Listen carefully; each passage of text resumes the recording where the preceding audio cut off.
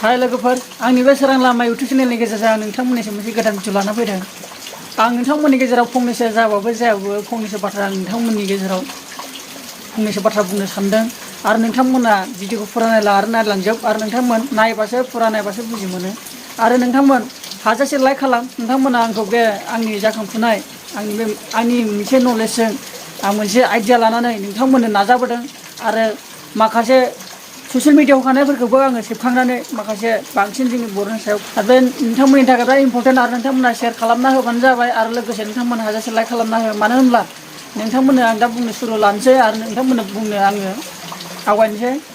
मोनसे बाथ्रा बेनो आरो नोंथांमोननि गेजेराव आं फंनैसो बाथ्रा बुंनो सानो। जोंनि दा बर'नि गेजेराव माखासे दा फुटबलानो जाया खुंबु गेलेनायानो जाया नङा होमबा बा दुब्लि गेलेनायानो जाया नङा होमबा इसांनाखि जोंनि बे बर'नि गेजेराव इसांनाखि बेफोरबायदि दावगाफुनाय प्लेयारफोर ओंखारबोदों दिनै बेफोरबायदि गेम गेलेग्रा बिथांमोननि सायाव माखासे दैदेनगिरिफ्रा एसे नायस'योबा आंनि थाखाय मोजां। मानो होनब्ला जों बेफोरबायदिसो जोंनि बर'आ डेभेलप जालांगोन। बेफोरबायदिसो जायफोर माने इन्टारनेसनेलाव मोनहैयो बिथांमोनखौ एसे मौका होनानै आरो बिथांमोनाबो एसे उनाव हेड जाहैनानै देरफुनाय माखासे गथ'फोरखौबो माखासे मा होनो ट्रेनिं होनो हानाय आरो फोरोंलांनो हानाय बेफोरबायदि जोंनि बर'नि सायाव बेफोरबायदि जौगालांनाया माने फारि फारि लाइन जालाङो। थिग बेबायदिनो माने बेफोरखौ गभर्नमेन्ट जोंनि माखासे बर' हादोरनि दैदेनगिरिफ्रा बेफोरखौ एसे बांसिन सुलाद लानांगौ। मानो होनब्ला बेफोरखौ सुलाद लाबासो जोंनि बर'नि सायाव एसेबाबो मौका जाबोगोन जौगाबोगोन मुंदांखा जागोन बर'फ्राबो मोजां थाखोनि मानसि होननानै जों बाख्नायजागोन। बेनिखायनो आं हास्थायो जे बेफोरबादिखौ माने आङो लुगैयो। नाथाय जोंफोरा दा सम गैलिया जोंफोरा दा बैसो जालांबाय। नाथाय होनब्लाबो दा जोङो जाय जोंनि बर'नि गेजेराव जायफोर साफा सानै जौगाबोदों बेखौ आङो जोबोद गोजोननाय मोनो आरो बेफोरबादिखौ सापर्ट होनांगौ होननानै आं सानो। नाथाय आंनाव थाखा फैसा आं थोजासे थाखा फैसानि सुबुं मानसिबा बेफोरबादिखौ आङो मदद होनो गोसो जागौ बा जायो। नाथाय जोंफ्रा बेफोरखौ गोसोआसो थाङो नाथाय हादरनो हाया। मानो होनब्ला बेफोरबादिखौ मदद होनो आंहाबो बिराद गोसो गुदुं जायो। नाथाय थाखा फैसा गैयिनि थाखायनो जोंनो माने गाहाय लेभेलाव थानांगौ जायो। थिग बिदिनो नोंथांमोन बे भिडिअखौ नोंथांमोना शेयार खालामना हो आरो हाजासे लाइक खालाम। नोंथांमोन आंखौबो नोंथांमोना सापर्ट खालाम। मानो होनब्ला नोंथांमोन आंबो नोंथांमोननि गेजेराव फंनैसो बाथ्रा लानानै गासैखौबो गोसो गुदुं खालामनो थाखायसो आंबो बेफोरबायदि बाथ्राखौ बुंनाय जायो। आरो नोंथांमोना जाबाबो जायाबाबो नोंथांमोन आंनि बाथ्राखौ एसे बुजिना लाबानो जाबाय नङा होमबा नोंथांमोन।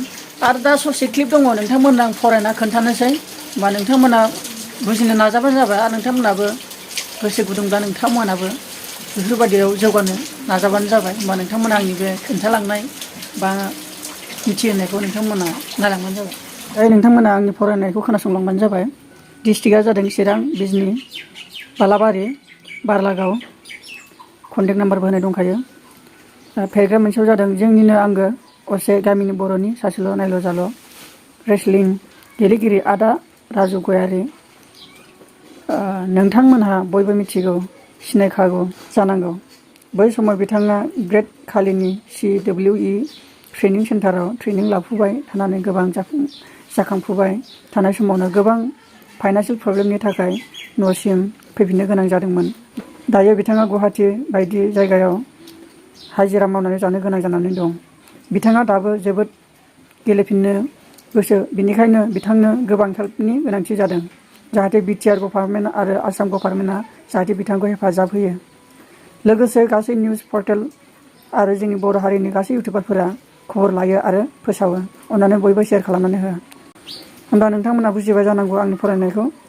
नोंथांमोनाबो आंनिफ्राय बे शेयार दंना बेयाव शेयार खालामना नोंथांमोना गाव गावनि फेसबुकफ्राव पस्ट खालामबानो जाबाय आरो लोगोसे लाइकबो खालामना हो। नोंथांमोन बेफोरबायदिखौ सापर्ट होनाया जोंनि थाखाय आसि थुनायनि जेबो लस गैया। होमबा बे एसेनोसै नोंथांमोन।